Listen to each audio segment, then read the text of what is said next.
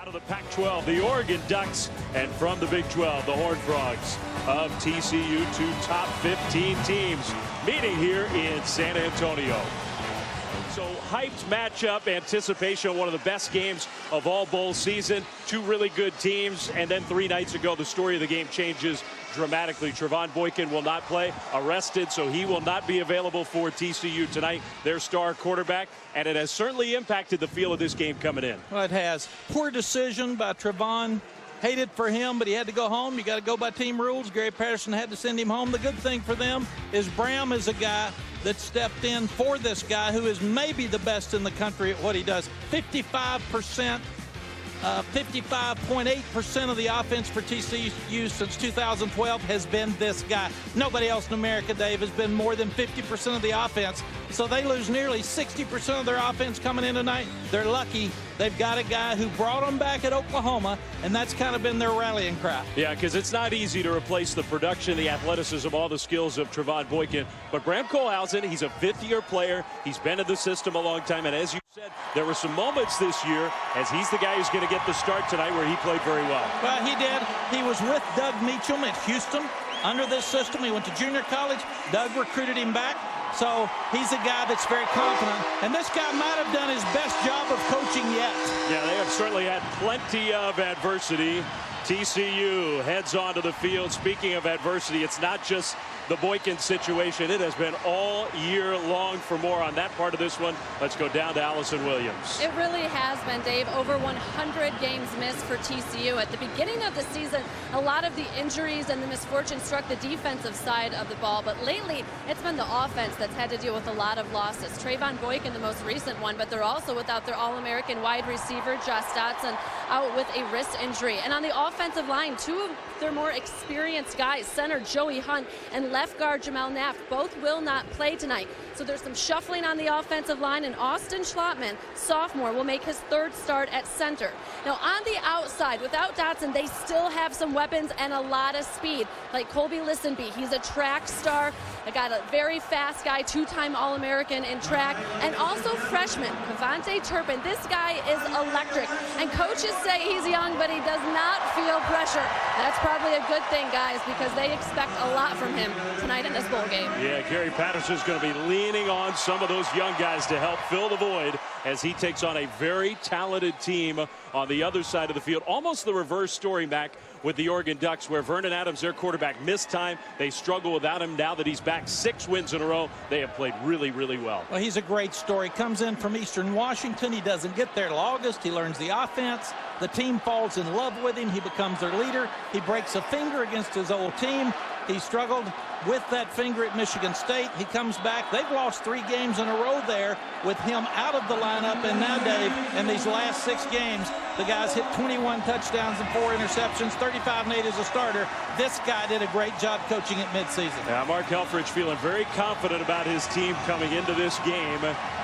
And even without Boykin, we expect a lot of offense and a lot of points on the scoreboard. Here we go with a pro TCU crowd just down the road from Fort Worth here in San Antonio. And the Ducks will return the kick with the dynamic Charles Nelson shoved out of bounds. Very good coverage from TCU. And there is number 3, Vernon Adams, the senior quarterback, that grad transfer who was such a huge part of the story for the Ducks early on, and now as he's played so well down the stretch. He was fun to talk to yesterday. They said when he got there, he felt a little uncomfortable. He went right into a players-only meeting. He stood up and said, let me tell you, I don't care who starts. This is about winning. And he said from that point on, it was his football team.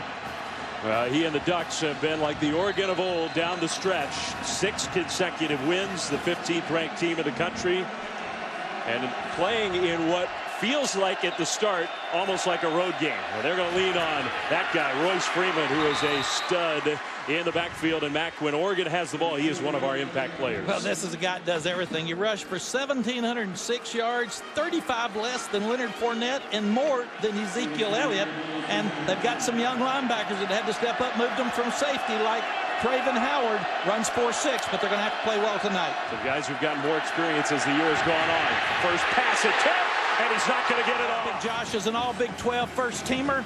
He put a lot of pressure on the best offensive lineman, John Stone, for Oregon. Totally different weather but lots of us remember that performance on defense against Baylor in the regular season finale. A delayed handoff. Freeman got away from a couple tacklers, not the third. And the Ducks will go 3 and out to start this game. Nick Orr, the safety, with the tackle. From Allison, number 25, you just saw him. Kavontae Turpin. He's not a big guy, true freshman. He can be really dynamic in the punt return game. We're going to see a returnable punt. No. It hits the turf and kicks out of bounds. They want to see how the 5-year senior does tonight. He has the best feel of the offense. He's been around much longer than Foster Sawyer, so they're going to turn him loose and let him go. They'll use Foster if they need to. Yeah, that's number 12, the redshirt freshman on the sideline. They will hand the ball off on first down on a nice hole. They've never played in the Alamo Bowl before, and they're hoping that the native Aaron Green will have a big game. They swing that pass out to Listenby, and that is covered well by the Ducks. Oregon showing some pressure, and they bring pressure. Kohlhausen delivers. It's off the hands of Listenby. Yeah, Oregon showed the blitz and then came. They brought the safety from the top. It freed the outside linebacker, and Tyson Coleman's another senior for the first down. I still thought Listenby could have, maybe should have caught it. Fair catch signal and made at about the 19-yard line. That's where the Ducks will have the ball for the second time. Expectations, as usual, 7th-ranked team in the preseason polls. They got a win in their opener, then went on the road to East Lansing. No shame in losing to Michigan State. Vernon Adams wasn't fully healthy, but the season went downhill. A big loss at home to Utah, 62-20. Lots of questions around the program. Vernon Adams gets healthy, though. They improve in other aspects. They won their last 6 games. They come in red hot here to the Alamo Bowl, and Vernon Adams with his first completion. Yeah, Braylon does so many different things for them. He's really good in space, and they'll try to get it to him as many times as possible. That quick snap, and Freeman with a big hole up the middle. This is a 230-pounder at 5'11", so he can pound you inside. He's got the speed to get outside, and he can catch it out of the backfield. They could not say enough good things about Freeman yesterday in our meetings.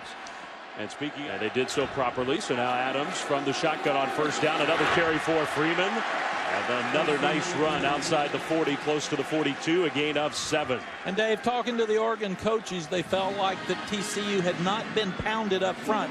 Running right at them is something that they're going to try to do. Adams faked it and keeps it. And Adams gets the first down across the 45. It's funny, Vernon Adams has a lot of athleticism back. You don't see him run all that much. He is a scrambling quarterback more than he is a running quarterback. Yeah, and when he broke his finger, they lost 3 games. So they said, you get down, take care of yourself. Stay healthy. Nobody in the backfield with Adams. And for now, nowhere to go with the ball, being pressured. Getting to the outside, and he'll throw right on the money on the sideline, complete for a first down to Dwayne Stanford. And you can hear the boos. TCU fans thought there was a hold that allowed the play to continue. But what a dart Vernon Adams threw out there to Stanford. Stanford's his second leading receiver. He moved. He's really tough when he gets elusive and moves around the pocket, but what a throw on the run. Kenai Benoit and Charles Nelson will get the carry. Sort of stumbles breaking a tackle. And the little guy, who's one of the toughest players on their team, a starting safety, plays both ways with his first touch on offense. Yeah, he's really a super player, really smart. They limited his package on offense, but he's a guy they want in space as much as they can. He's also dynamic on special teams. Oregon going quick tempo. They'll throw it out to Nelson here on second down. That one was defended. 30 freshman, true and redshirt, played this year for TCU. Oregon was not a great third down team. This is 3rd and 4. Adams in the pocket, taking a long time, taking a shot down the field. Touchdown!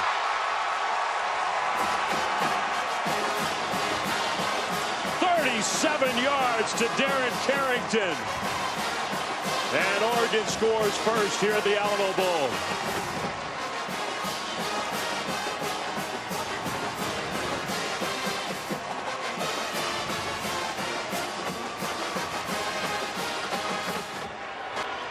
Well, the Ducks, who will do some unconventional things on point after tries, and they set up like maybe they might go for 2. TCU was prepared for it, so now they'll go back into a more normal kick formation with their place kicker, Aiden Schneider. And his kick is up and good. You can't have 9 in the box and give this guy time enough to throw the ball deep. Good start for the Oregon Ducks. Just like in the punt return game, TCU is dangerous here on the kickoff return, but that is a booming kickoff. They blitz. There's some games where you watch, they blitz every play. Very unorthodox, hard to block. TCU gets the ball for the second time. Graham Kohlhausen will swing that pass out to the right flat. And they got speed there. Cutting it upfield, Kavontae Turpin. Get him in space as much as they can tonight. 200 meters.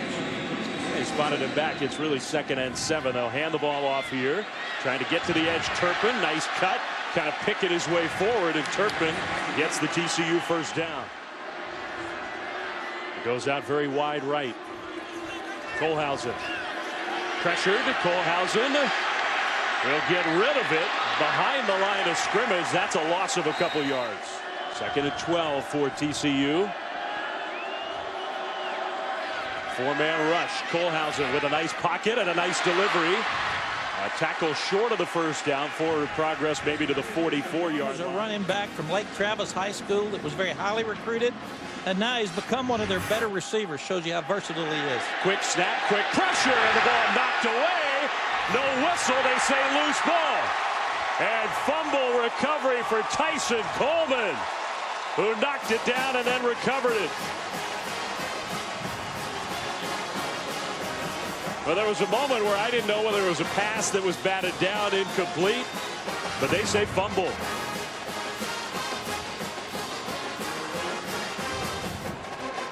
Yeah, I think it's a fumble, Dave. He was trying to get it started, but Tyson Coleman was right in his face and actually hit his arm and hit the ball before he could take it forward.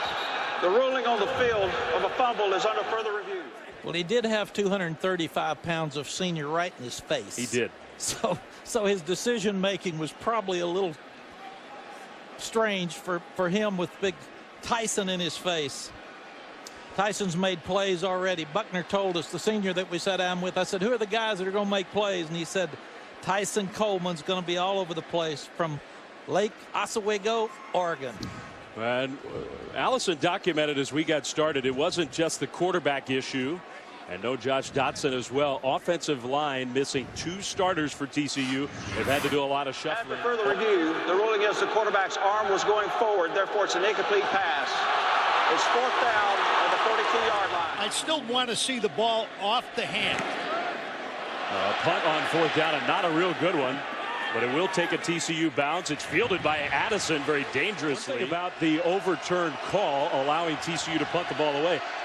The end result, a difference of 59 yards of field position. Nelson gets the carry right side. Look at the speed of Nelson to the 35 and the cutback across the 40, across the 45. And it's Taj Griffin, the true freshman running back, for 28 yards. They have so many weapons on offense for Oregon, and Griffin is a very dynamic player. He's going to get another carry. Not as much room this time. Hit hard. 2nd down and 9. Freeman gets the ball left side running with that power. The year of the running back in college football. He was a part of it. 3rd and 5. Adams pressured. Adams sort of stumbled. Keeps the play alive and finds his tight end Bayless wide open to the 20. Inside to the 16-yard line. The play alive. Yeah, this is what Adams gives you. Starts to get outside. TCU does a tremendous job keeping him in the pocket. Not only does he get up inside, keeps his eyes downfield for the completion. They fake it to Freeman and throw the ball out to the right side with a blocker out in front. To the 10, Dwayne Stanford tackled there. Oregon already leads 7-0. 2nd down, and they will shift dramatically. They even shift fast. They do. Carrington, one of those players, and Carrington takes the low throw, turns it upfield, knocked out of bounds. He got the first down. 1st and goal, Oregon. The play fake. The throw, incomplete. Once again, you pound, and it looks like you're going to run the inside zone play. And then you come back across, and really, really good play by Johnson for TCU. Addison, though, I bet you he's thinking he should have caught that. No doubt, and he's probably hearing that right now. So it's 2nd and goal. Freeman gets the carry. Freeman, that cut and the power. Touchdown.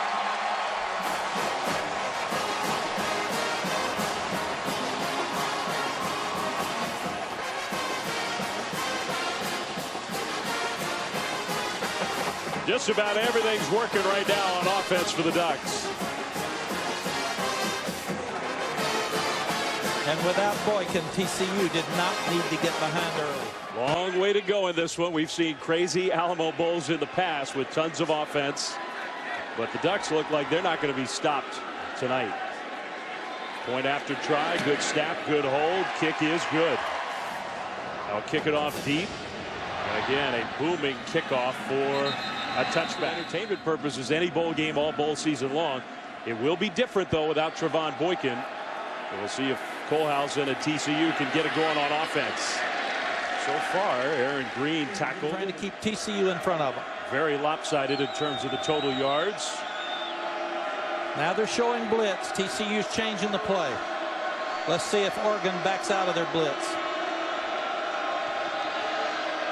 Green shifted. Kohlhausen. Pressure picked up. He's got plenty of time. And a very tight window. There's Turpin out into the open. What a move. Inside the 50 down to Oregon territory to about the 42-yard line. Devontae Turpin is really fun to watch. Very good protection. Graham steps up well, but watch this young guy. Coach Roll used to say he's like a puff of smoke. Oh, we'd like to watch him. But it's hard with all the speed. Now there's a penalty flag on this carry. Illegal block below the waist, number 25 offense. 15-yard penalty from the spot of foul. Replay first down. Back in their own territory. Another four-man rush picked up. The throw short is caught to that corner. Jumping over a would-be tackler Sean Nixon out of bounds at the TCU 48. Still second and long. They will hand it off on second and long into Oregon territory. That's Kyle Hicks, who's gotten healthy. Kohlhausen pressured, steps up. Kohlhausen taking a deep throw and incomplete. Man, now there is a penalty flag down on the play. Holding number 65 offense. Penalties decline. Fourth down. So even if they'd completed that one, it was coming back to hold against Brady Foltz. When you change as many offensive linemen and you've got the really quick defensive linemen of Oregon, they showed blitz. They only brought 3. But you can see right here, he's got him hooked up with his left arm. He will not let him go. Turn him loose. Turn him loose, Brady. Let him go. Don't hold him. 4th and 14. TCU will punt. And an end-over-end kick. Fair catch signal. Addison makes it. Stop here for field position. Adams and company back on the field. Play fake. Adams. The ball's knocked down. Incomplete. 2nd and 10 for Oregon. 5 receivers in this formation. Adams in the pocket. He'll throw deep right side. Addison out there. Incomplete. Yeah, it's very good coverage by Denzel. And that's what they're going to have to do tonight. Be careful with the push. Now that's their center. Matt Hegarty, who has been a lot less heralded as a grad transfer than the quarterback Vernon Adams, but he has been a very important part of the Oregon offense. Graduated from Notre Dame, transferred to Oregon. He's basically been the starter all year. TCU really needs to get a stop here, Dave, for field position as much as anything else and to rest their defense. Sprinting right, Adams, pressured, gets away. Adams heaves it downfield, and it is caught. What a catch by Darren Carrington. Having a tremendous first quarter. That one 44 yards. You've got to have backside contain, and Vernon Adams once again turns around, and you've got 6'2" on 6 foot, and he just out-jumped him to make the play. Quickly to the line of scrimmage, a little shoulder fake, and another deep throw. This one is caught again. What a play by Addison. Man, the Oregon receivers have shown up. 39 yards down the left sideline. Illegal touching. Number 2 offense went out of bounds on his own. Came back in and first caught the pass. Penalty is loss of down at the previous spot. 2nd down. Wow, so that's huge. Bill, obviously, I guess the discussion was he forced out of bounds or not? That's what it all revolves around. As the defender made contact, that contact could force a player out of bounds. But the officials ruled no contact. He stepped out on his own, came back in, was first to touch the pass, it ends up going previous spot. There's no penalty yardage, but a loss of down. Mark Helfrich is arguing otherwise, but I didn't see a lot of contact to force him out of bounds. Well, they'll get the ball in the hands of number 22 again. And so far in this game, that has been a good thing for the Ducks. Darren Carrington for 13 more yards. He's a go-to guy in this ball game. San Diego, California, 6'2", 195-pound sophomore, and he is playing well. Final minute and a half of the first quarter. Royce Freeman with the carry. Freeman down to the 20-yard line. Let's go down to Allison. The start he's having must mean so much for Darren Carrington. He is playing with a really heavy heart, wearing number 22 to honor his best friend, somebody that was like a brother to him. New Mexico safety Mark Helfrich was killed just before Christmas in a car accident on his way home for the holidays. You can also see on his warm-up shirt, Carrington has hashtag #ForeverYoung22 for his friend. And he is playing like an inspired kid tonight. Adams on the move, throws a dart, caught at the 5 by Stanford. Oregon's doing whatever it wants on offense, and they're doing it at a very high speed. Now Stanford is down and hurting after that catch and the tackle, holding his left foot. The play was a gain of 16 yards. But this guy's making plays all over the field. They can't tackle him. TCU's got good contain in many cases, but he's just he's making plays. You could see the twist of that foot as he got wrestled to the turf. Even after that long pass play negated by the penalty of going out of bounds, illegal touching coming back in, it took Oregon, what, 2-3 plays to get right back to where they were.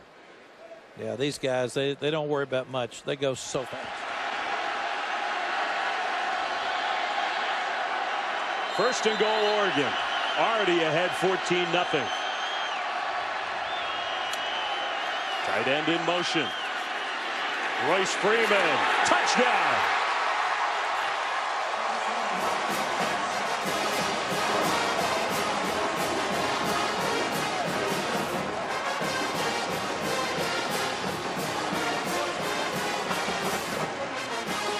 His second of the first quarter. TCU fans are wondering what has happened.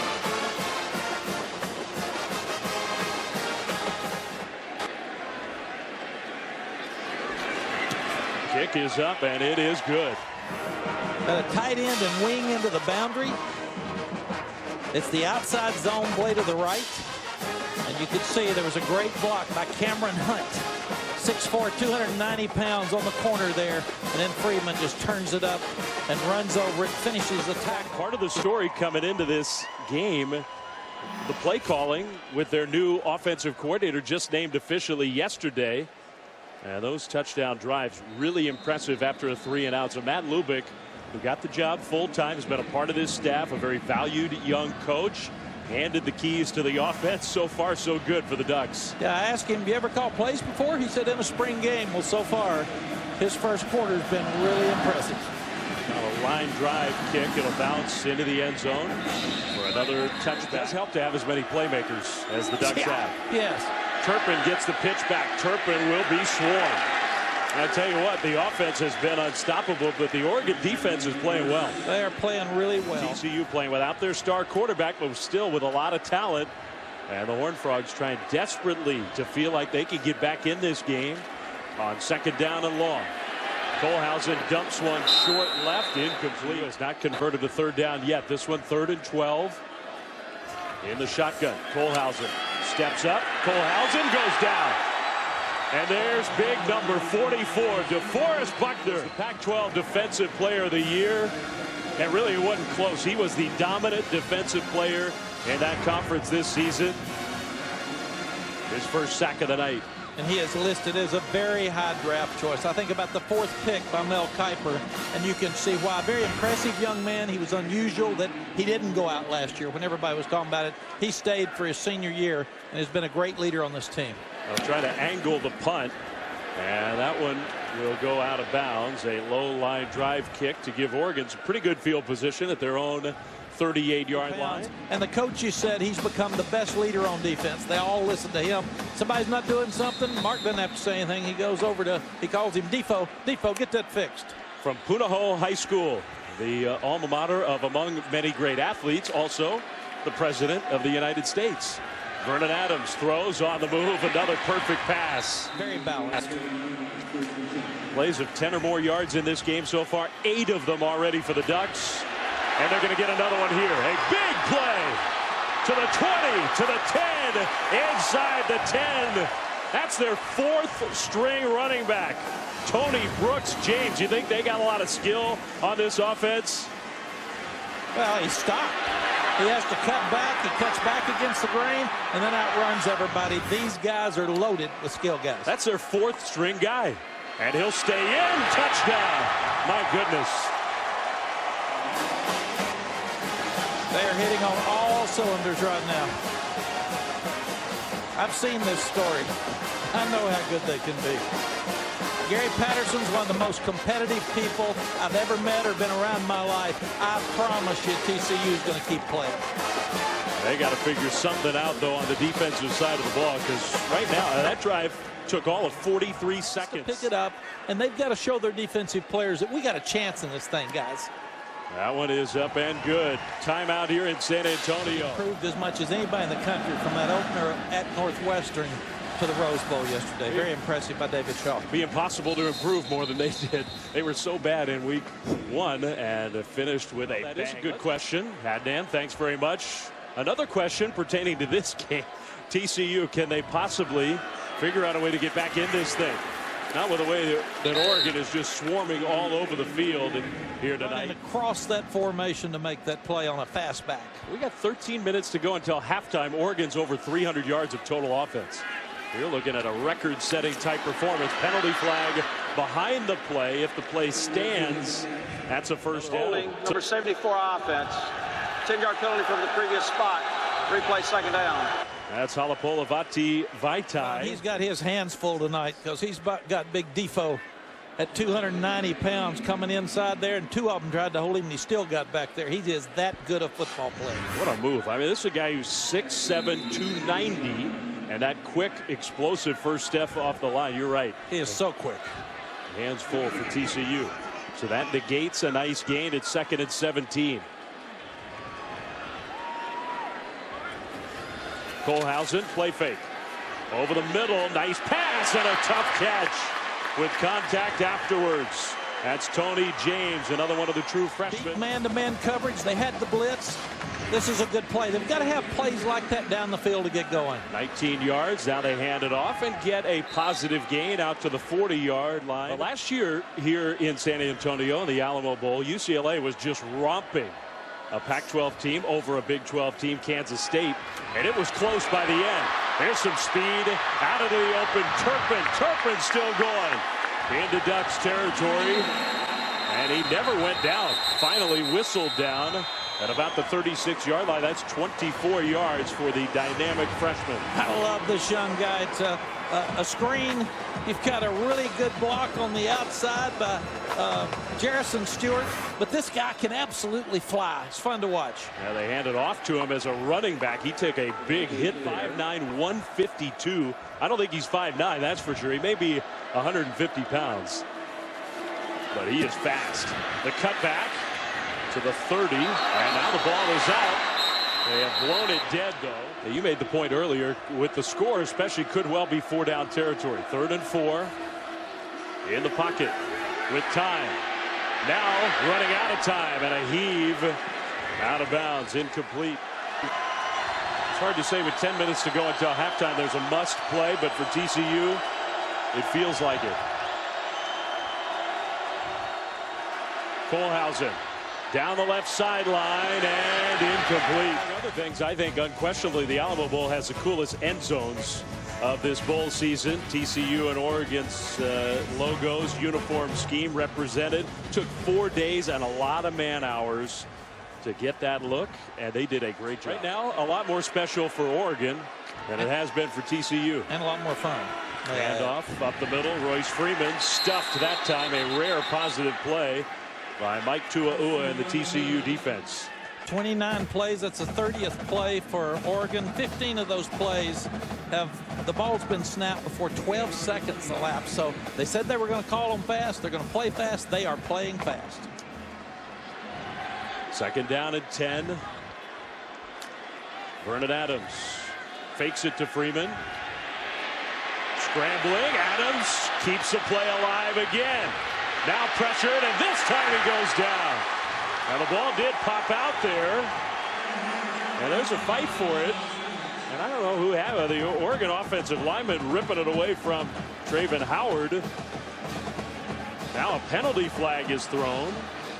Ruling on the field as the runner was down. After the play, personal foul, unnecessary roughness, number 94 defense. That's a 15-yard penalty from the dead ball spot. First down. Well, let's see if we can spot. Now the ruling was that the runner was down. I think he was down. The defender had the hand on the ball there, Howard, but that knee goes down. Bill, what do you think? In this shot we've got right now, his hip, his butt hit the ground. He's got control of the football. He's down. It's a good call by the referee. Yeah, I mean, I agree with Bill. Even if the play's down, though, that's a sack. It's third and very long. Now it's first down, Oregon. And Nelson out into the open field. What a move. See it with both teams. They're so athletic. But this young guy that plays corner, he plays safety. He's on special teams. Can't tackle him one-on-one. First down, Ducks. Freeman straight ahead into TCU territory. So with that penalty, Oregon's on the move again. Ty Summers, the talented freshman linebacker, had his shoe pop off. So he's going to run off the field. Better get somebody out there fast. They're not waiting. No, barely in position as the Ducks snap the ball. Adams, middle. Incomplete into double coverage. Intended for Braylon Addison. 3rd and 6 here. Adams. Just a 4-man rush. Throws kind of off his back foot, incomplete. They do not like to punt in Eugene. But I'm with you. I think with the way this game is going, don't give TCU any opening to feel like they can get back in this thing. And they are going to fake it. A throw from the punter is caught and then knocked away, incomplete. Man, it was there. Ian Wheeler, the punter, wound up, and he threw it a long, long way. Nelson was the intended target. He had his hands on the ball. I thought he got it, but it was knocked away at the last minute. Good fake. You've got Nelson wide open. He catches it. What a play by TCU to knock it loose. Big time from Denzel Johnson. And Julius Lewis. Those two guys made the play. And now you've given TCU some hope. But in the end, for naught, TCU has the ball back and good field position. Handing it off to Green with that nice cut back across the middle. Close to a first down. I think he got one. Graham Kohlhausen starting in place of Trevon Boykin. Another handoff, again straight ahead. This is Kyle Hicks. A pretty powerful run. Now a flag after the play. After the play, unsportsmanlike conduct, number 25 offense. 15-yard penalty from the end of the run. The down counts. It's second down. You heard him. He said, Coach, you pushed me first. Doesn't matter. Just play. Can't do that. It was 2nd and 2, well into Oregon territory. Now it's 2nd and 17. Back around midfield.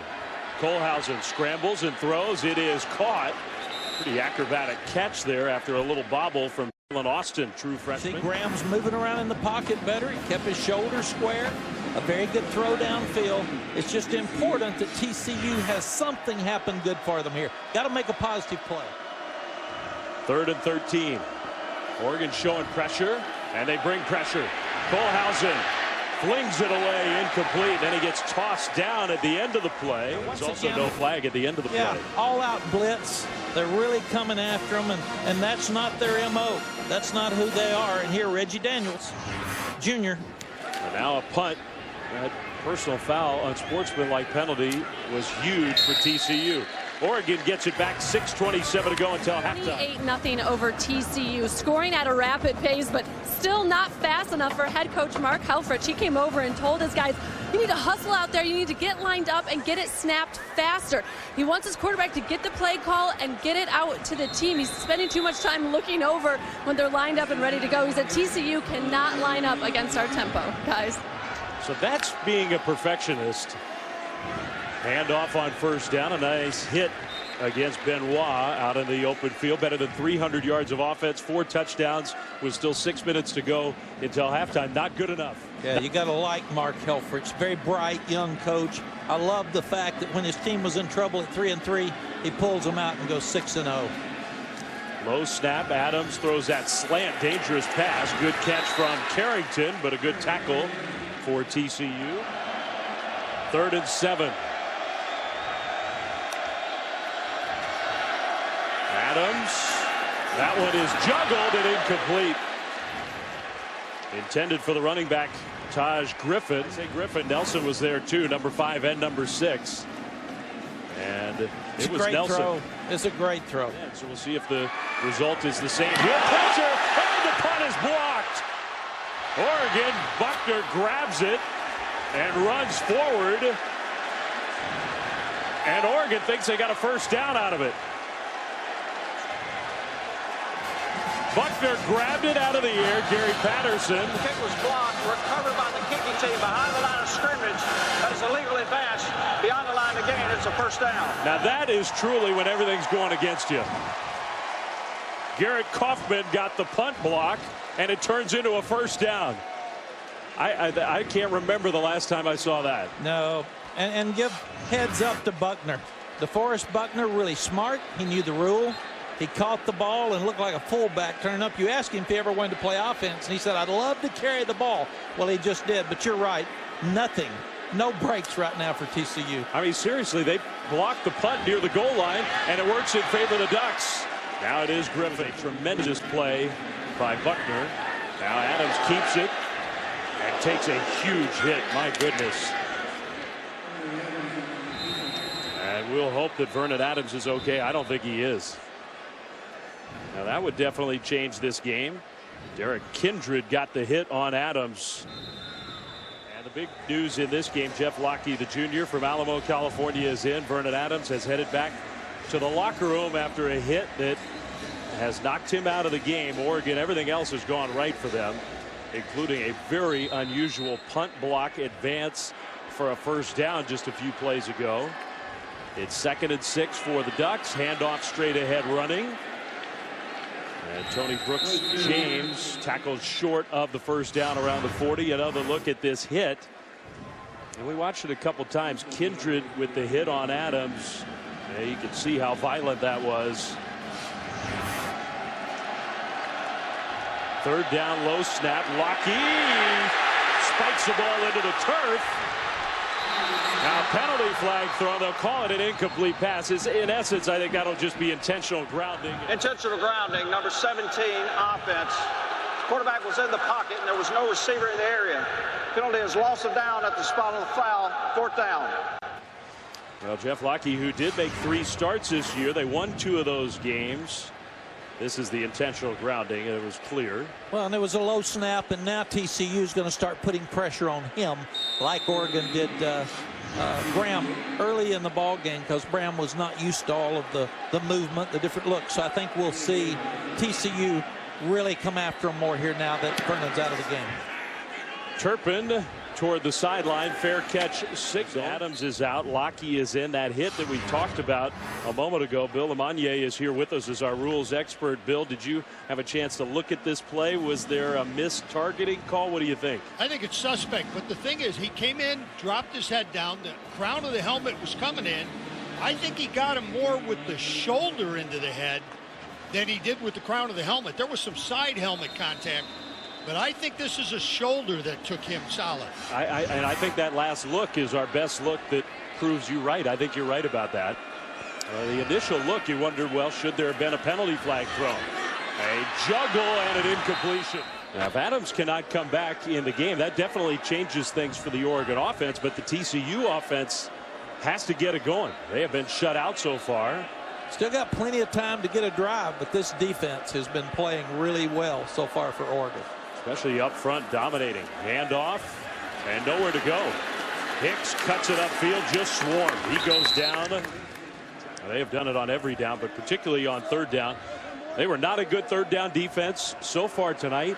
TCU 0 for 6 on 3rd down as an offense. On 3rd and 12. Kohlhausen, deep middle, right into coverage, intercepted. Charles Nelson went up and got it, his second interception of the year.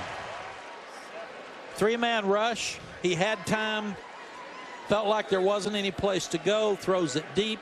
Lessenby tries to get there and knock it down. Just can't quite get there. For all you young defensive backs, Charles Nelson jumps up and catches the ball as high as he can get it.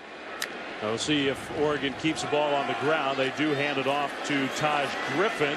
Griffin, after a gain of 1, tackle, clock moving. TCU has all 3 timeouts. So does Oregon. Another low snap. Freeman nowhere to go, and he goes down. Now remember, it's not just the quarterback who's now out. The center as well, Matt Hegarty. Well, Doug Brenner has been in the game, and we've seen several of those. You see him sort of shaking his head. We've got a timeout on the field. TCU. Well, you saw the injury to Hegarty. He has not returned. He has ice on that that right knee, and the way the teammates were coming up to him, you could tell he's not coming back in the game. When Vernon Adams Jr. walked off the field, guys, he had kind of a distant look in his eyes, blinking really quickly, rolling his neck a bit, but he did give a quick wave and thumbs up to the crowd as he went into the locker room for further evaluation. They'll certainly ask Mark Helfrich about it at the half, but Oregon does not release injury information. Well, it is his final game with the Ducks. It was a short, often spectacular Oregon career for Vernon Adams, so I think all of us would hope that that wouldn't be the final play of his college career, using that graduate transfer rule to come from Eastern Washington to Oregon. But now you got a new center and Doug Brennan. You got a new quarterback. Dynamics have changed right now in this ball game. TCU needs a stop on this 3rd down. They stop the clock. A delayed handoff with a big hole. Freeman will get the first down and more to midfield and still going to the 45-yard line, and you almost knew that was coming, but TCU still couldn't stop it. Yeah, good job by Lockie showing pass. Guys ran up the field. They felt like they had to cover those guys for all the short passes for him. Ran the draw for a big play to Freeman. Big play, 24 yards. They'll give it to him again. Freeman churning. That is tough power running down to about the 41. Royce Freeman, in a year where Christian McCaffrey was so spectacular in the Pac-12, where you had Fournette and Henry, where you had Dalvin Cook, so many great running backs across the country. Statistically, Royce Freeman matches up. He kind of got overlooked in all that talent, all that production. There's a completion from Lockie out to Addison. Well, it is. When you start talking about Elliott and Cook, and now he's probably surpassed Fournette, who had a tremendous year as well. Those numbers coming into bowl season. Another catch for Carrington, who's been a big play receiver. His friend, Markel Bird, his best friend, who died very tragically in a car accident just a couple weeks ago. That one incomplete, stops the clock, 1:18 to go. It's 3rd down. The score may look familiar to TCU fans in a very different way. Last year in the Peach Bowl, they dominated Ole Miss. They led 28-0 at halftime of that New Year's 6 bowl game. This year down 28-0 here in the Alamo Bowl. That throw is caught. Now the tackle in the open field by Corey O'Mealy, short of a first down. Clock continues to move, and now it will stop as Oregon takes a timeout. Well, we'll see. The Ducks look like they're going for it on 4th and 3 yards to go. Lockie, low snap again. Handoff, first down and more. Now there is a penalty flag on the play. Illegal shift, offense. Player in motion while the lineman going down to their stance. 5-yard penalty from the previous spot. Replay, 4th down. This would be 47 yards. It would be the career long for Aiden Schneider, who's been very accurate this year, kicking indoors. That kick is on the way, and it is good. Well, when you score as many points as they do, they're averaging about 44 a game. You don't usually use your kicker, and you can see Mark's faked a punt. He's going for it on 4th and 2. But the young man, when you ask him to do his job, he's shown confidence. He's kicked it straight through. That's such an asset. 21 of 23 field goals. You know when you need those 3, you can call on him, and he will produce. Kickoff, and even those have been impressive. Another touchback. The offense for the Ducks, they've done it in a lot of different ways. They have, and it's all been led by this quarterback. Perfect throw, one-on-one situation. They match him up with a safety. We knew how big and strong and fast Freeman is. He plants his foot. He turns up inside. He runs through Summers. And then you've got speed with all these young guys. And they've got so many guys that when they touch the ball, they've got a chance to score. They put so much pressure on you. Carrington, what a great tribute to his friend that he lost, because that friend is watching him play tonight, and he's very, very proud of the effort. All of their skill guys are playing well. Very, very impressive performance this first half by Oregon. Well, final 32 seconds. TCU will get Turpin into the open. Turpin with all that speed. How about the safety with speed of his own? Charles Nelson, just like Turpin, he is not a big guy, but man, is he tough. Well, he plays big. He plays all over the field. He's a guy that can play corner, safety, running back, receiver, all special teams. They said, when does he get tired? And they said, he's really smart and he never gets tired. You love watching him play. This is likely the last play of the half. So TCU just taking a chance, throwing it downfield. That one's incomplete, and it is the end of the first half. All Oregon, 31-0. We knew when Trevon Boykin was suspended, not allowed to play in this game for TCU, that would impact things. I don't think we had any idea that it would impact things so greatly, that Oregon would be this dominant. It's been an array of players, but their skill guys have come to play tonight. Yeah, it's been tough for TCU. Gary Patterson knew he was shorthanded coming in, but nobody thought we would see this. You got to give Oregon credit, and a lot of it goes to this young man early. It's a two-deep coverage. He gets locked in man-to-man, and the ball is perfectly thrown over his head. He makes a very good catch. Then he goes up one-on-one with O'Mealy, and he out-jumps him. And then he catches a short ball at 6'2", 195 pounds, and turns it up and makes the play. So he and Vernon Adams really got him started. Our first half stats brought to you by Interstate Batteries, and just as lopsided as the score, 376 total yards for Oregon. TCU, the only turnover in the red zone. Oregon was perfect. Third down, TCU did not convert a single one against one of the softest third down defense statistically in all of college football during the regular season. We highlighted the offense in Carrington there, but everything that Oregon did in that first half was impressive. TCU will take a knee, a touchback, and we'll go down to Allison Williams. Talked to Gary Patterson at the half. He said we were our own worst enemy. A couple on the touchdown drives for Oregon. They had him in 3rd and long, couldn't get off the field. And then, of course, the blocked punt that Oregon was able to convert into a first down. If you'll notice, Gary Patterson looks a little different here in the second half. He is wearing a purple shirt and visor. Yes, he changed clothes to try and change the energy in this game. He said black wasn't working, so I switched it. As for whether or not they will switch quarterbacks, Bram Kohlhausen has played the whole first half, but they told us yesterday we may see Foster Sawyer. He said he didn't know, he was too busy working on defense, but Doug Meacham said it's not likely. They will run forward, throw backwards, and try a trick play with a nice delivery into the open field, and a good start to the second half for TCU. You might as well empty your bag of tricks with Aaron Green on the receiving end from Tony James. So you have no pressure now at halftime if you're TCU. You have messed up everything the first half. So you tell them to go play, have some fun, start back over 0-0, and let's get back in this ball game. Now, one thing, I'm not saying it's a total parallel with no Boykin. TCU will hand the ball off here, and a nice hole for Green into Oregon territory right away. Last year in this game, UCLA was just about as dominant against Kansas State as Oregon has been in this game tonight. It was 31-6 at halftime. Bruins led. It ended up being a 40-35 final. So recent history here in the Alamo Bowl says that on the turf where offense can come maybe a little easier, a comeback is possible. Now we'll see if TCU can pull it off. Green, first down, Horned Frogs on the move. Well, and we heard Mark Helfrich worried about sacking those bats too early and going home and feeling too cool.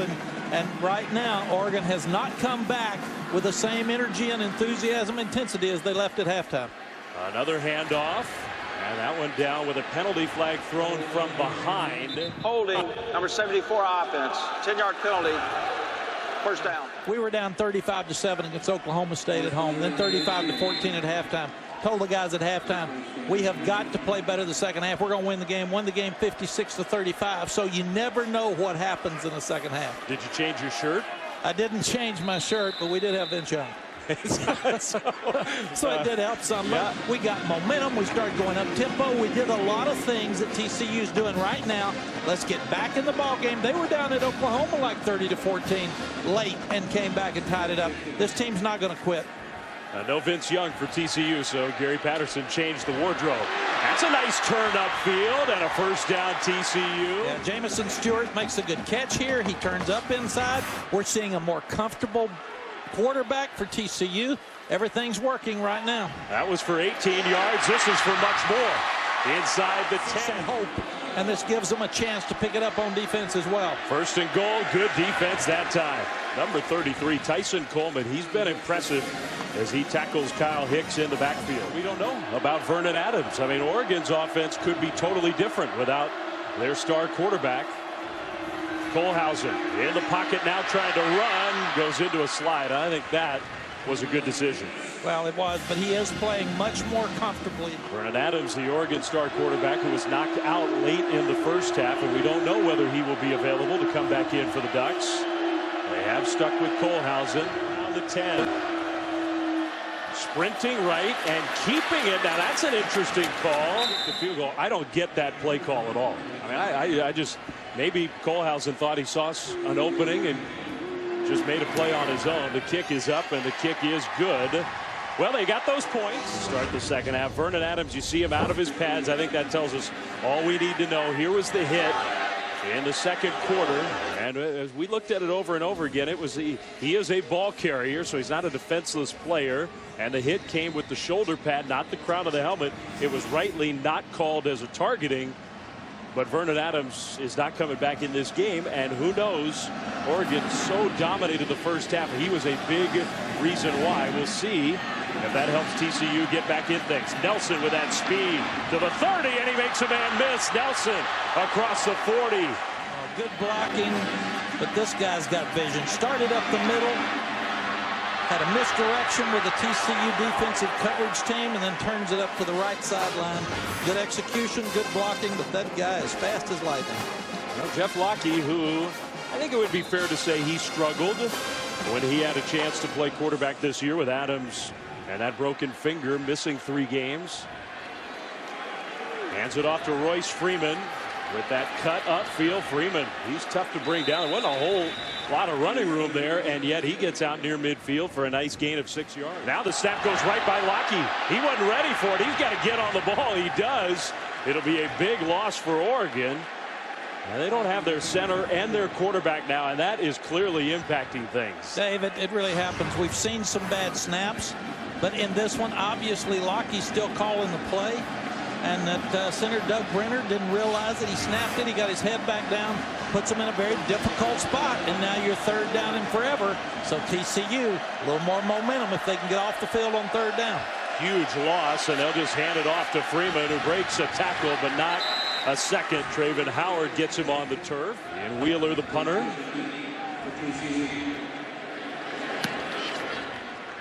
High, fairly short kick. Turpin with the fair catch signal. It hits the turf and takes a TCU bounce. Well, it was all Oregon Ducks in the first half. They led 31-0 at halftime. A few things have started to turn in the direction of TCU now. Part of it is that now both teams are playing with their backup quarterbacks. TCU has been all game long. Graham Kohlhausen hands it off. Green is swamped and driven down for a big loss by that defensive tackle. Alex Balducci has made some real nice plays. Yeah, he started 27 straight games. Coaches told us yesterday Balducci needs to penetrate and make some plays like he did that time from the line of scrimmage to help this defensive front. And part of that is so much attention, blocking-wise, scheme-wise, goes towards his fellow defensive lineman DeForest Buckner, but there is opportunity for plays to be made. Absolutely, and it should. Second down and long, pressure immediately. Kohlhausen on the move across his body, and that throw was there.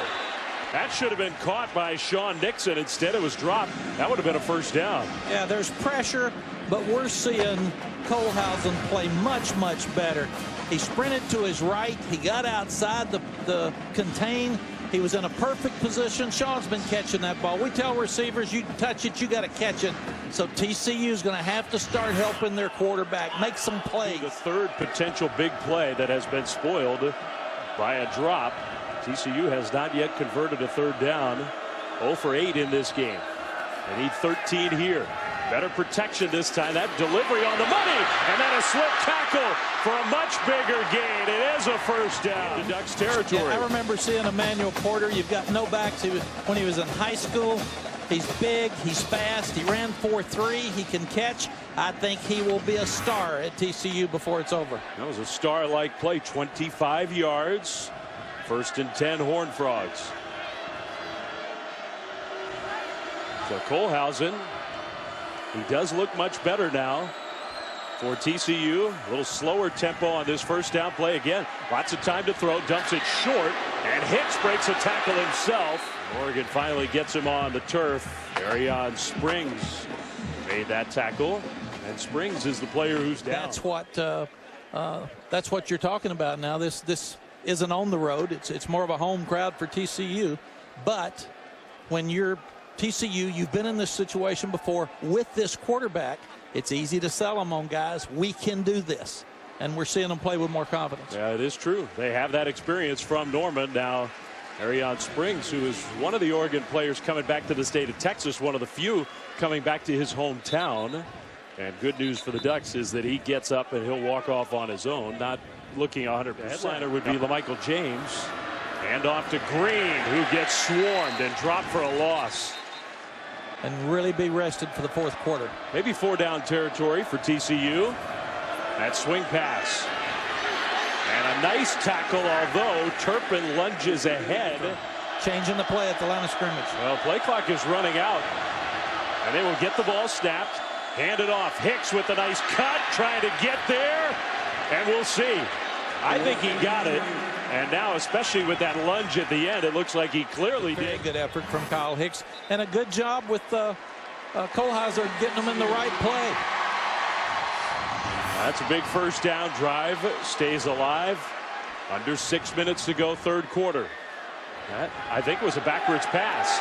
And now another pass with a flag down. In fact, 2 of them. Illegal substitution. 12 players in the formation on the defense. 5-yard penalty from the previous spot. 3-play first down. And Kohlhausen in the shotgun on 1st and 5. Now movement from TCU. So after all that. False start, number 82 offense. That's another real penalty, still first down. Charlie Reed. Those penalties have hurt. 1st and 10. Green down to the 29, maybe the 28-yard line. Short gain on first down. I think you're right about that. 2nd and 8. Play fake. More flags thrown. Toward that sideline, way over the head of the intended target. Nixon. Formation. 5 players in the backfield. Offense. Penalties decline. 3rd down. Kohlhausen steps up, throws on the move. Pass is caught. The receiver, though, had to come back for the ball. Made the catch at around the 25-yard line. Nixon. So that is stopped well short of a first down. We got another 4th down spot here. 4th down and a little longer. There was a lot of room in front there. I think it cost TCU a first down. Run and hand it to the receiver. Run. 4th and 5 toward the end zone, and it's caught. Touchdown. 4-man rush, no pressure. Perfectly thrown ball to the outside. The inside receiver and the outside receiver got too close. But very, very good play. Good throw, but good play by Jalen Austin.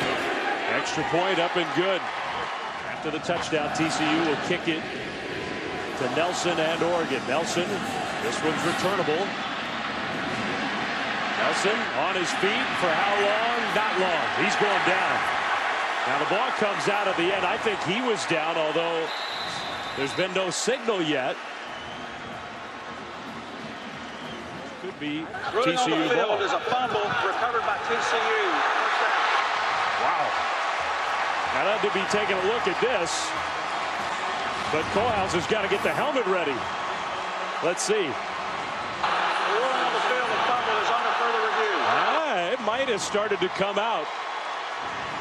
I thought he was down. Is that ball moving? Ball is definitely out. We've got to see when the knee is down. That's a close one. I think it's a fumble. I think they got it right. Bill, what do you think? That ball squeezing out of his arms. He does not have control of the ball when he's down. I think, again, an excellent call by the on-field officials. This should be confirmed by replay. They've done a heck of a job tonight, Bill, and I'm with you. Live, I was sure that right knee had hit before the ball came loose. You watch it on replay, and I think they got it right. It looks like walk-on sophomore Michael Downing's the one that came up with the football, number 15. After further review, the ruling on the field is confirmed. First down. Wow. They've got to get a stop here to stop this momentum from going forward. Empty backfield for Bram Kohlhausen, who just a moment ago threw the touchdown on 4th down. He will throw here. It's incomplete. Good play on the ball, knocked down. Got both Green and Hicks in the backfield. Kohlhausen, that looked like a designed run. And he takes a big hit. I think he did well just to hang on to the football. Tyson Coleman once again for the Ducks. Seniors have to step up and get this momentum back. And Tyson Coleman has been a guy that's made plays all night. Baldussi forces him outside, and Coleman steps up and makes the play. Very good stop. Now you're at 3rd and 9. In the pocket. Kohlhausen. Now he will run. Kohlhausen dives and goes up and over. It is down at the 1. That was a pretty courageous play by the senior. He saw it unlike before. He sees he can run and get the first down. He tries to dive to get it in the end zone. He's probably unaware of where that stick is for the first down marker. But now this young man is playing with a whole lot more confidence. Not quite John Elway in the Super Bowl. Kohlhausen tried to get there, and now he has to come out. He may have knocked himself out. Foster Sawyer, the redshirt freshman, now comes in, and I don't know if he got the wind knocked out of him or what. On 1st and goal, Turpin did not get there. Stacked up by the Ducks. Handoff. Stutter step. Close. Touchdown.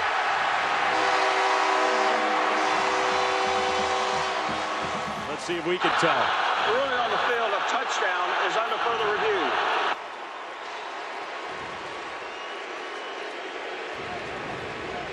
Is he down before that ball gets to the goal line? I think he's down. Further review, the ruling is the ball did not break the plane of the goal line. It'll be 3rd down at the half-yard line.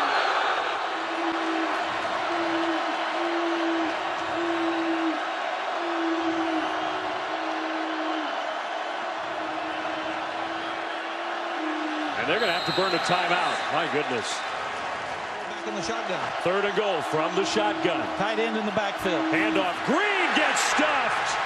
In fact, he lost a yard, maybe more than that. Henry Mondu, Alex Balducci. You've got Bud Jones in the backfield. You tried to run the inside zone play. Very good penetration by the front from Oregon. They've got to make a stop here. Somebody got to step up at Oregon now and start making plays. Hicks behind. Play fake. Trying to throw. Now trying to run. Kohlhausen. Touchdown. Half plays for TCU. And I think he's feeding off the positive things that happened in Norman, Oklahoma with their comeback. And the team is feeding off the same thing. And that staff saying, we've been here before, guys. Now we got us a ball game. It wasn't easy, but in the end, they punch it in. That's the turnover. And they got the call right. It was very close, but ruled a fumble. They looked at it, and it was a fumble. This was the 4th and goal play. And now he's run for 2 big plays to make first downs and on 4th down. And this is the type thing he has to do to be the extra element to give them a chance to win this ball game. Fans woke up. I always thought the fans should wake up before the team does, but they always do afterwards. That one will be a touchback. They've got their backup in now. Jeff Lockie in the shotgun. Freeman with a big hole and a tough run outside the 30, close to the 31. He got 5.5. On 2nd down, Lockie hands it to Freeman again. Freeman will get close. It'll depend on the spot. I think forward progress. He got a first down. Did you change outfits to change up the mojo in this game? Yeah, black wasn't working. Indeed it wasn't. If it were only that easy, right, Mac? Yeah, well, both these teams wear Nike gear, and Texas had enough Nike gear that I promise you, it's been the way they've played. They get the deep throw for a touchdown. You got Brown running in and diving and fighting for yards. You're knocking balls loose on special teams, but I think it goes back to Gary Patterson is a very confident head football coach, and at halftime he said, it's not working, but we're okay. Keep playing. And that's kind of the smile he gave Allison coming back out on the field. I'll change clothes if that'll help. We need to change a bunch of stuff. Sometimes a little sense of humor can help. So start of the fourth quarter, another snap that was low. Freeman, though, took the handoff and made a nice positive gain for Oregon. So that could have been another disaster for the Ducks. The center and the quarterback exchange has become a big issue in this game. Yes, and you start looking at it, both are young players that haven't got a lot of experience, so they're going to give it to Freeman, and they're going to make the big guy carry the load here in the fourth quarter. Freeman spinning off tacklers, and he'll get the first down. Nice run. That center quarterback exchange becoming an issue with both backups in at the position, so Oregon trying to go to a verbal cadence to help with communication here. And that gets tougher when you see the TCU fans getting back in it and the noise levels up. So he's going to the sideline, but now they're all still looking, but he's having to talk to the guys to get them lined up right. Noise could be a factor in the fourth. Again, Freeman gets the carry, and you figure they are going to want to ride him. For at least one play, he's out, and Benoit is in as the tailback. Slowing it down a little bit more, not going as fast. With this positive yardage on this drive, Oregon's up to 18 second half yards. You think they miss Vernon Adams? That would be a yes. Benoit got drilled. Derek's a very good football player and a leader for them.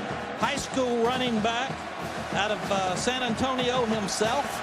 But those seniors for TCU have to step up because this is a huge third down. Huge. They trust Lockie to throw the ball. Benoit empties the backfield. Could be quarterback draw. Low snap on the turf. Was he down? Apparently not. And yes, he was. He was down.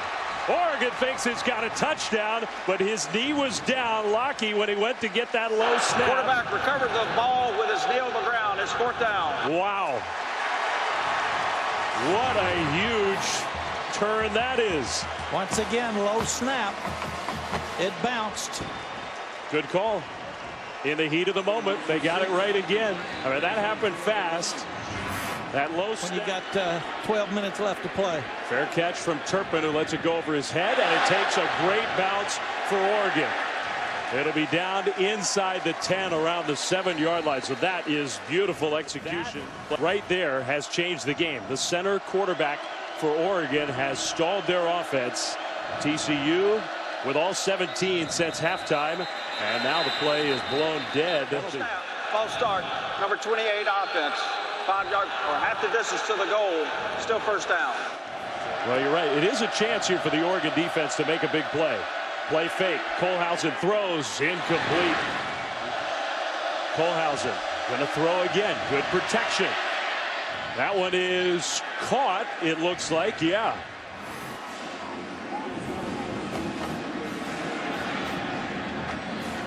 Well, I think he caught Kohlhausen is way back there. Almost like he was faking a Booch punt. Now he'll throw deep. Caught! Aaron Green out near midfield, a gain of 36. How about that play? Yeah, it looked like he was faking the Booch punt. Had the tight end down the middle, and then he scrambles. He really could have run for it again, but he turns it and throws it upfield to his tailback, Aaron Green, local kid from Madison High School, for a first down. That is huge. Green's going to get the carry here. Nice burst, jumps over a tackler. That's Balducci, who is hurting, so he'll make his way toward the sideline. We'll go down to the sideline to Allison. Guys, TCU's offense is doing this without another key player. Receiver Colby Listenby was taken into the locker room. He was carted off. They had been looking at his knee when he collapsed to the ground and was unable to get to the locker room on his own power. So another key part of this TCU offense missing. It's amazing. No Josh Dotson, no Deontay Gray, no two starting offensive linemen for TCU. The obvious, their starting quarterback, the All-American Trevon Boykin, and yet here they are. They're moving the ball. Yeah. Second and short after Balducci left the game. Handoff Green. That's a first down. Oregon's probably slowed it down. That was a fast snap. Green gets a couple. Play fake. Kohlhausen steps up. That throw is complete. Jerrison Stewart Nelson had a chance to knock it down. He couldn't get the hand on the ball. Jerrison's from Horn High School up in the Mesquite area. Caught his first touchdown against Baylor, and now they're moving, lining up fast and playing like Oregon did the first half. 21 yards. Green kind of skidded on the turf there. I don't know if he slipped. It was 31-0. Mark Helfrich wants a timeout, and now he decides not to call. He was walking up and down the sideline toward the official signaling timeout, and then just stopped. Handoff here, and I guess it was a good decision he didn't call timeout because that was well defended. Receiver in motion on 3rd and 8. Kohlhausen pressured, and the ball's out. It's out on the turf. TCU falls on it. Hicks saw it on the turf and grabbed it. But that's the first time that Oregon has gotten pressure on the quarterback in the second half, and Tyson Coleman's name is one that we've been calling all night. He's had a tremendous game for the Ducks. Big break for TCU. Jaden Oberchrome, one of the best place kickers in the country. More field goals made than anyone in Big 12 history, and add another to that total. Well, maybe you call that a victory for Oregon. They hold the Horned Frogs to 3. Yeah, my partner was in there, Mac Brown, a longtime head coach, national champion head coach at Texas, former champion of this, the Valero Alamo Bowl, the trophy. And it's a heavy one, isn't it? It is a heavy one. I had trouble lifting it. You can see Kenny Vaccaro had to help me. But this is important to these young people now. They want to win this ball game. Now TCU tries the onside kick, and Oregon is ready for it. So the Ducks recover. The Ducks covered it well. Yeah, he tried to surprise them, tried to come out fast. But he's got the momentum in the ball game, so he's trying everything he can. Oregon has only run 10 plays in the second half, 5 minutes and 25 seconds. TCU has had 37 plays. They've had the ball 16 minutes and 47 seconds. It's a totally different game. Now you're crying to the wrong team if you're talking to TCU. They've been without their star quarterback the whole night. But Jeff Locke in Oregon, they need to get some offense going. Addison with the catch, and he goes backwards. There's 7.5 to go.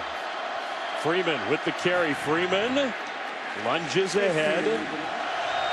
Low snap again. Locke heaves it incomplete. They can't get the ball snapped. Blitzing on this play, and it makes it much tougher. They've got someone on the center's head, so Doug Brenner has got to snap the ball and protect at the same time, and sometimes you worry so much about that quick guy moving on you. Something that Haggerty's handled for 5 years. There's Matt with the pads off. I mean, it's the basic foundation of the sport. If you can't get the ball snapped to the quarterback, you can't play football. Fair catch, angled kick, and another great punt. Ian Wheeler trying to save the Ducks in this game. Their 31-0 lead is down to 31. Didn't go down. Vernon Adams in the middle of the year. We could have been playing for the national title. But now the story of this Alamo Bowl. Their quarterback goes out, and the game has turned around entirely. Final 6:40. TCU gets the ball back. Kohlhausen dumps it short, and the pass is caught with some running room. Nixon, penalty flag thrown. A big gain, but I think it's coming back. There is no foul for offensive pass interference. The pass is caught behind the line of scrimmage. First down. Excellent job to pick the flag up. And you have to stay behind the line. So Nixon caught the ball at the 8. The marker was at the 9, and it was another great call by the officials. Ends up being a 19-yard gain, so that's a big pickup, and they did get it right, as Bill Lemonnier explains, our rules official, in the booth with us tonight here in San Antonio. Final 6+. Kohlhausen keeping it. Kohlhausen with that ball sort of wobbling around there. Takes a pretty big hit, but he hangs on to it, and now he's hurting a little bit. He has. He's taken some shots, though. Tell you what, it's amazing in this game. He took a pretty good one there on the left hip area. You try to make him throw it underneath. What strategy changes? On 2nd and short, a play fake. Sawyer running around, penalty flag thrown. He'll get the first down, but again, I think this one will come back. The Ducks think so as well. Holding number 68 offense. 10-yard penalty from the previous spot. Replay 2nd down. Go from 2nd and inches to 2nd and 11. The snap. Pressure comes immediately. He takes a hit and delivers the ball on target. And now the question is, can Kohlhausen get up again? DeForest Buckner was right in his face. What a player that guy is. He is as good as advertised. 6'7", 290 pounds. Comes around the big offensive lineman, 64, because he's matched up on a guard now and hit him right in the ribs. Right in the sore spot. So it's 3rd and 3. This is a huge play. And Kohlhausen will try to scramble. He dives forward, and he got the first down. What a gutsy effort. They're throwing the quick screen outside. They're throwing it to Aaron Green. He sees it's not there. He's not worried about those ribs. Turns up and makes the first down. So they've taken it off of the goal line. Oregon better make a stop. That clock is definitely the ally of the Ducks, though. Kohlhausen throws. That pass is caught. The defender fell down. Austin on the move, down the sideline, finally out of bounds. Very good protection. 3-man rush, dropping off, defender falls. Now once Chris Cisse slipped, 29 yards all told for Jalen Austin. Now that chunk play helps. Clock starts to move again. We're approaching 4 minutes to go. If you're joining us late here in San Antonio, it was 31-0 Oregon. Kohlhausen, wide open receiver, caught. 1st and 10 TCU. Under 4 to play. Kohlhausen, pressure comes toward the end zone, and a penalty flag thrown as the ball gets knocked away. It's Cisse, intended for Porter. Pass interference. Defense number 12. Penalties 15 yards from the previous spot. First down. That is lopsided. Now it's almost like a wildcat. Direct snap to Green. He gets the block from the quarterback. And touchdown.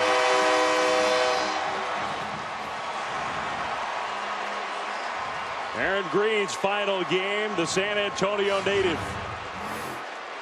If you look at Kohlhausen, he leads on the quarterback sweep or the wildcat sweep, and he cuts the defender down like a big tree with those sore ribs and knocks it in the end zone. That's pretty remarkable. The ruling on the field, a touchdown, is under further review. Now they're going to review it. Now this is interesting because Kohlhausen comes out of the game.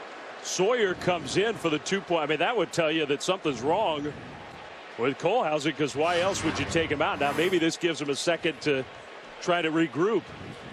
He's got blood everywhere. That's part of the problem. That's such a good job. He cuts Eddie Hurd, that's 6'3", 235-pound sophomore from Oakland, Colorado.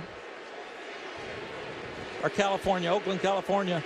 And he frees Aaron to get in the end zone. Got to be exciting for Aaron to score in a game like this at home, Madison High School. Now the TCU fans are on their feet, and they are screaming. The review, the ruling on the field is confirmed. Touchdown.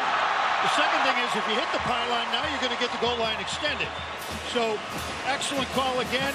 Good confirmation by replay. Now this is big.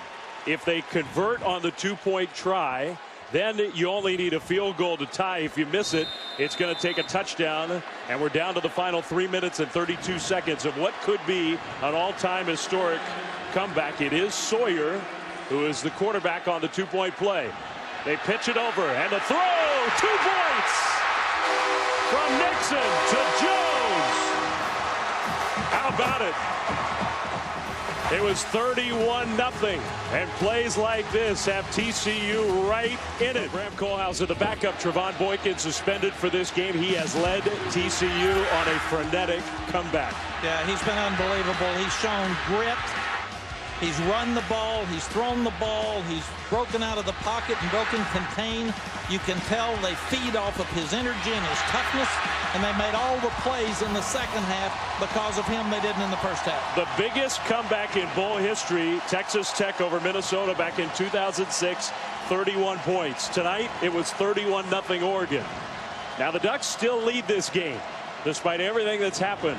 But the lead is down to 31-28 with 3:32 to go.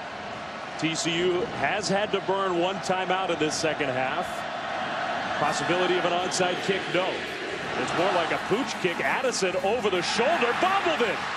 That's a live ball. Addison will get to that corner and did well just to get back to the 9. So everything was going right for the Ducks. Now nothing going right.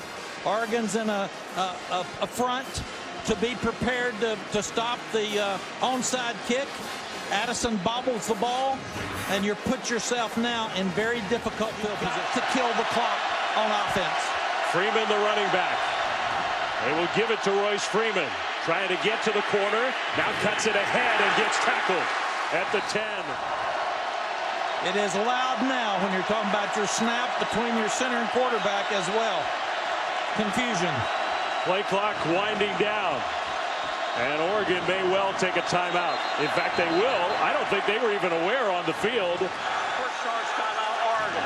30-second timeout. That's not their offense. It puts them in a very difficult spot here with backup quarterback and backup center. And noise. Oregon can still win this game on offense. Lucky throws incomplete, and he took a big hit, and not good for the Ducks.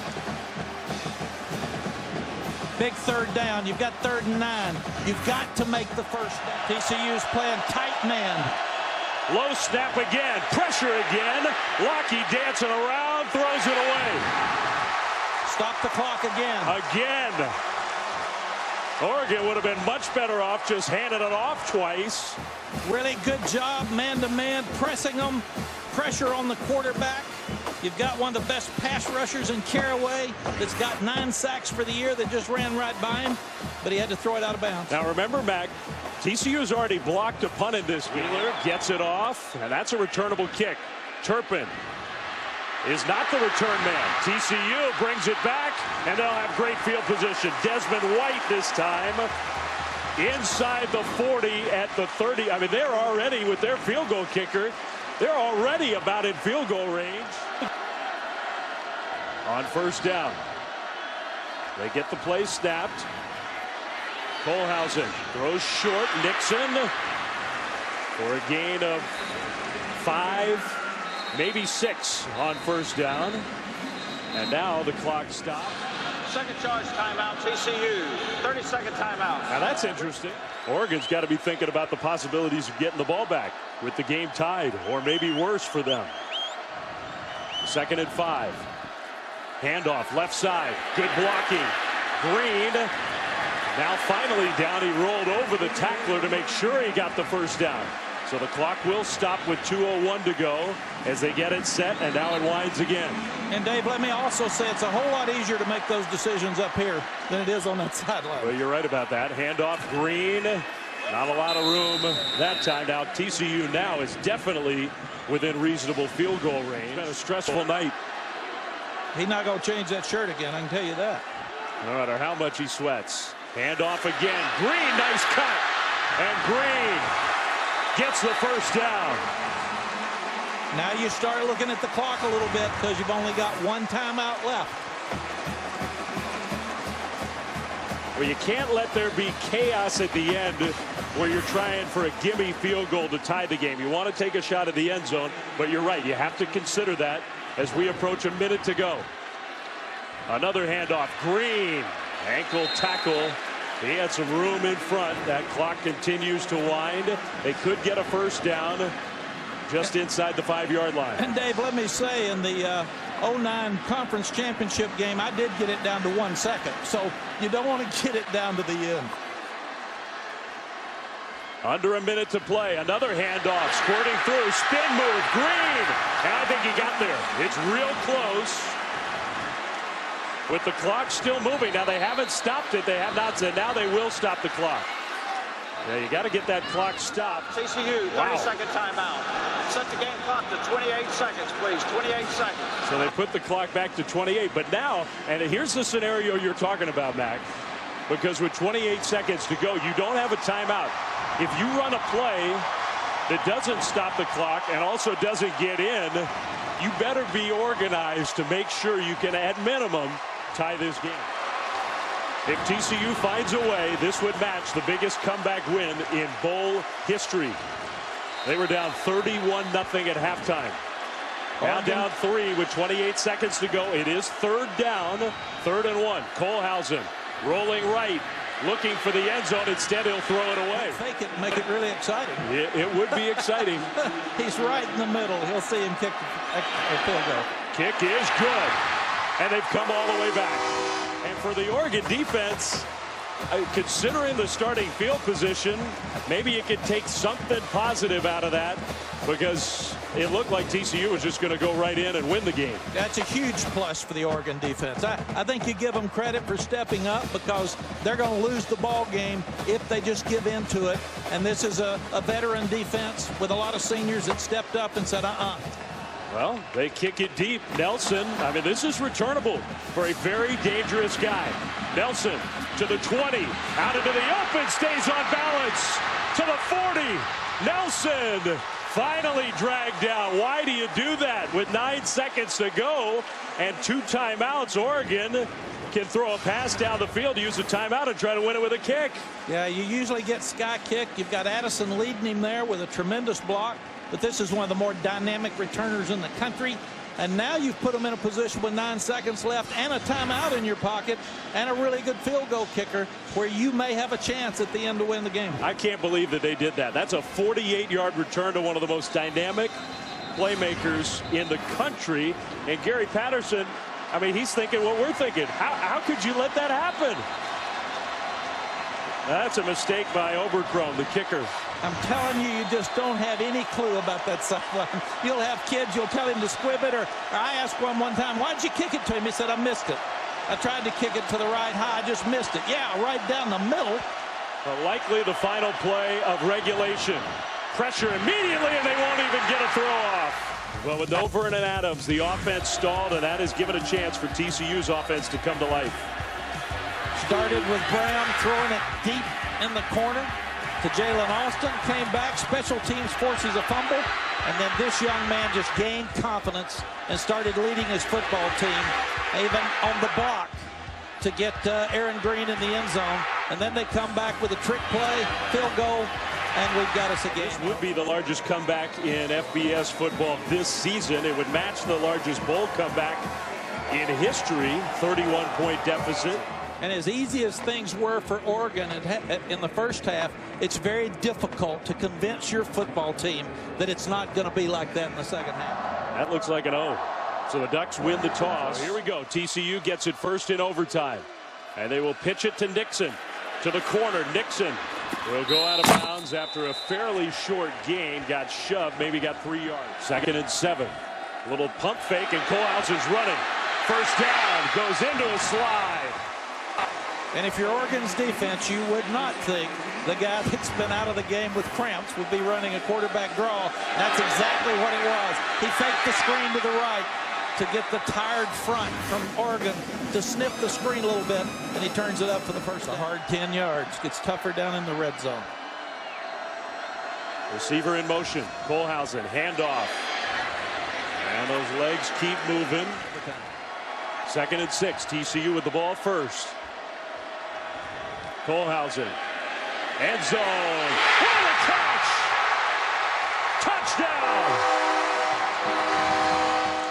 Now this is huge in overtime. Extra point up and good. So they take care of the routine. Look at this offensive line. A lot of guys haven't played a lot. They haven't started. Got 2 starters out. Ball's way behind Emmanuel Porter. He reaches back, turns his shoulders like you're supposed to as a young receiver, and has sure hands and brings it down. The advantage they have is, despite all their offensive problems, they know no field goals. It's 4 downs till you get to the end zone or you lose the game. Lockey, handoff Freeman. And Freeman lowers those shoulders. It hasn't been in this game, that's for sure. Since Adams left, they haven't scored. They have 52 total yards. Their longest play in a half is 8 yards. Got confusion. It's really loud. You got Nelson in the backfield. Yeah, they're just trying to get lined up. Freeman now motions. Fake it to him. Lockey pressured. Got away once. Not that time. Lockey did well to avoid a big loss on that last play. Matt Lubick's making his money the second half. What a debut. The good and the bad. Another play fake. Lockey dancing around. It's batted down. They had unbalance into the boundary. He was pumping, looking like a screen, trying to go deep. TCU did a great job of staying back. Now it comes down to this. One play to win the game.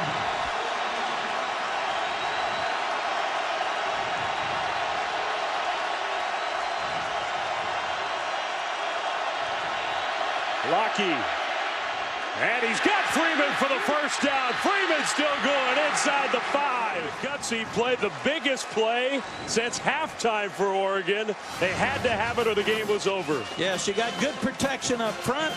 Lockey moves to his right to avoid the pressure, even though there was very little, and hits Freeman. Sure-handed Freeman. You give it to one of your best players. They're still alive. Mark Helfrich wanted to snap the ball. Officials were too slow for him. First and goal. Freeman stops short. But now you figure you don't have to lean on your quarterback. You can just ride that guy, one of the best running backs in the country. Maybe a time for another reminder of how difficult at times the snap has been. If you don't go under center, you risk that low snap and a negative yardage play when you're so close to the goal line. And you're probably not going to use a lot of motion or shifting just up the center, but here we come in motion. He's got to get the snap. Good snap, Freeman. Trying to push his way in. Touchdown! What a player that guy is. TCU's defense played great, and he just kept moving his feet to finish the run.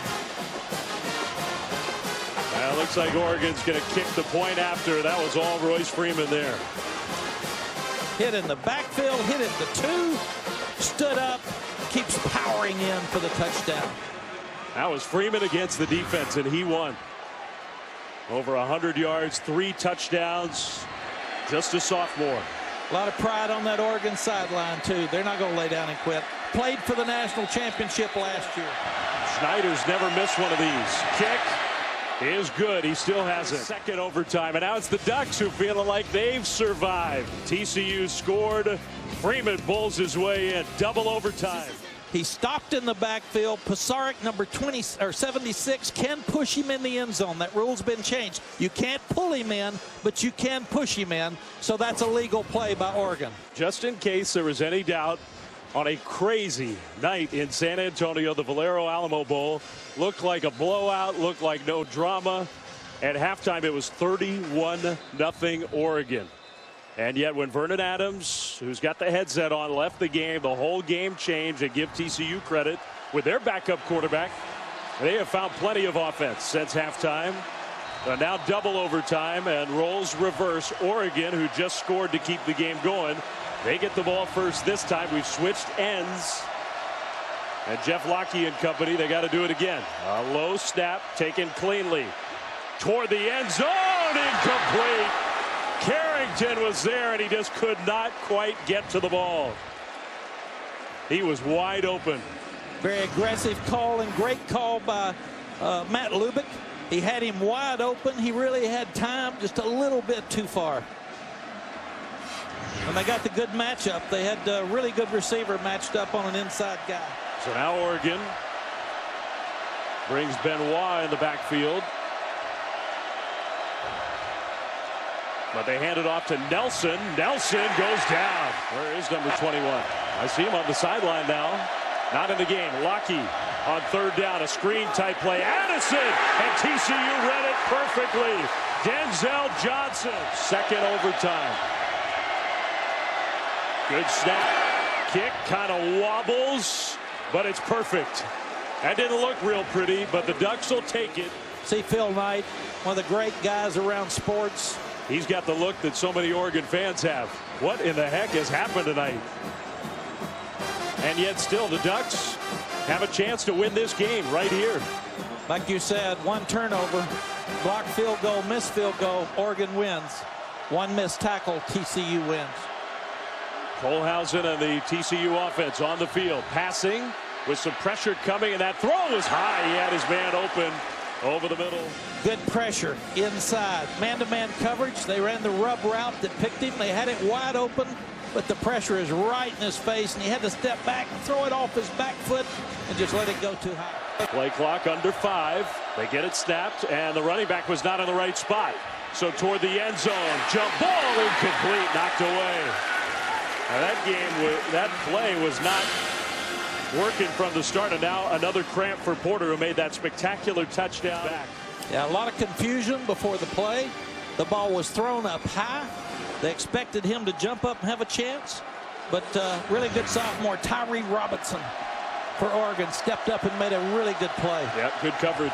So now it's 3rd and 10. You don't want to sack and get out of field goal range either. You are right. Oregon looks like they might bring some pressure. They're coming after him. They do. And they get there. Kohlhausen dumps it off. It is a tackle behind the line of scrimmage. That is a loss by Charles Nelson. Guess who? Charles Nelson again. He just keeps showing up all over the place. So now this will be a long field goal to try to get us to a 3rd overtime. They blitzed them. They had man outside.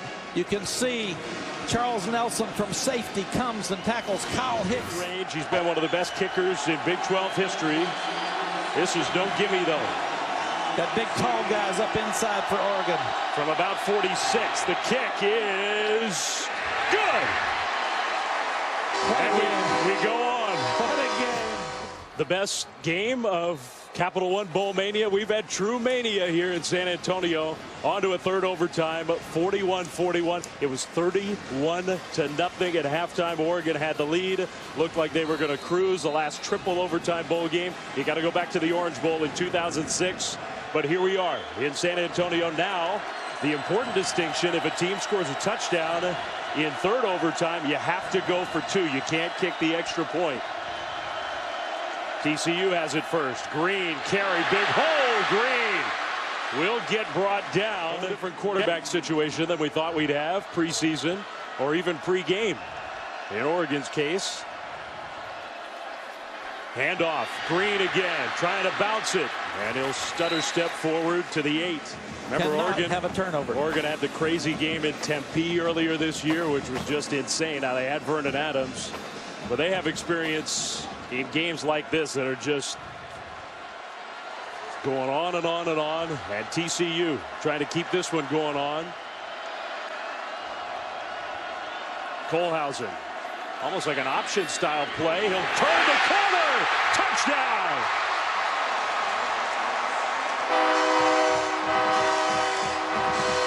All week they get the corner here.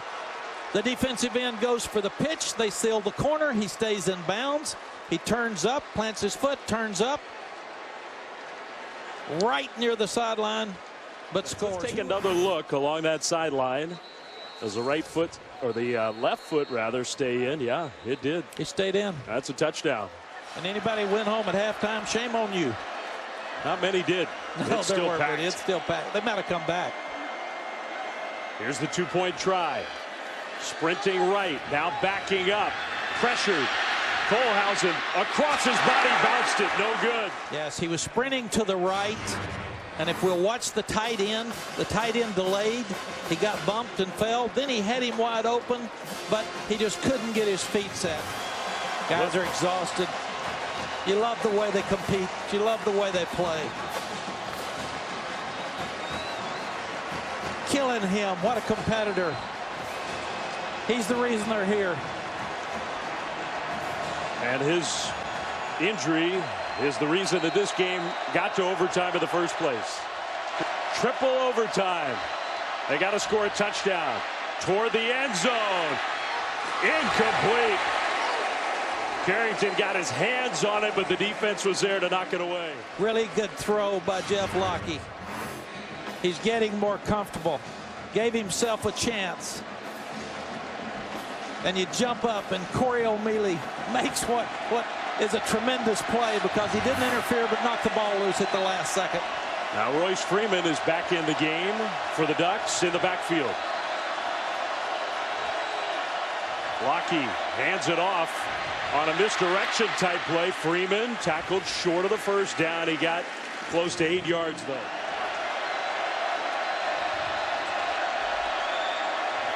Low snap, it's on the turf.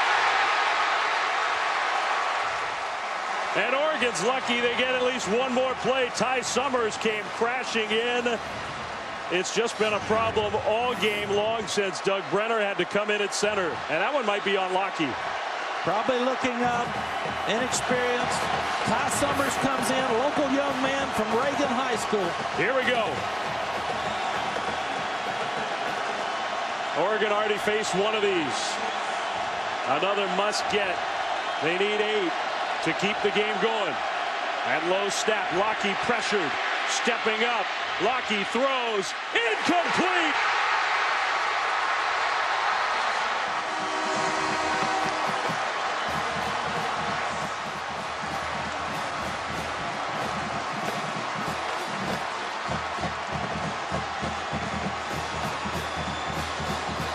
Well, we saw something else tonight in San Antonio. That matches the largest comeback in bowl history. Coach Patterson, what a comeback, the largest in bowl game history.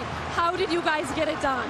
Well, you know, you see what happens when you have to play a backup quarterback, but I thought our kids stepped up in the second half.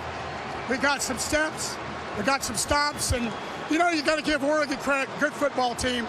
They did a great job, and I really got to give my kids credit. They fought back. It was, you know, they've been doing it all year. This game did change when Vernon Adams Jr. left, but what did your defense do to make it difficult for Jeff Locke? Well, the key was we weren't going to let them try to not let them run the football, make him beat us with our arm, and we fight. You know, we got some stops.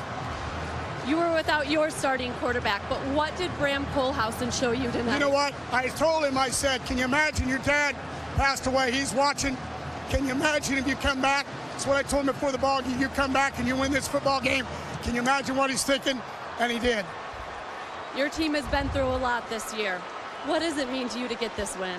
Well, you know, there's times I wasn't very happy, but for these guys, they got to 11 wins. It's hard to get over in double digit, and for them, just really special. They're a great group. The purple shirt works. The purple shirt works. Thank you, Garrett. Right here, folks. Our Capital One player of the game, and he'll be a legend. In his final game, he starts in place of Boykin. Bram Kohlhausen. What a performance by the fifth-year senior. What a performance. Guys stepped up. Had a horrible first half. Give the offensive coaches credit from TCU. They didn't jerk him out at halftime. They believed in him. They left him in there. Bram Kohlhausen starts one game in his TCU career, and he'll never forget it, and TCU fans will never forget it. We're done here in San Antonio.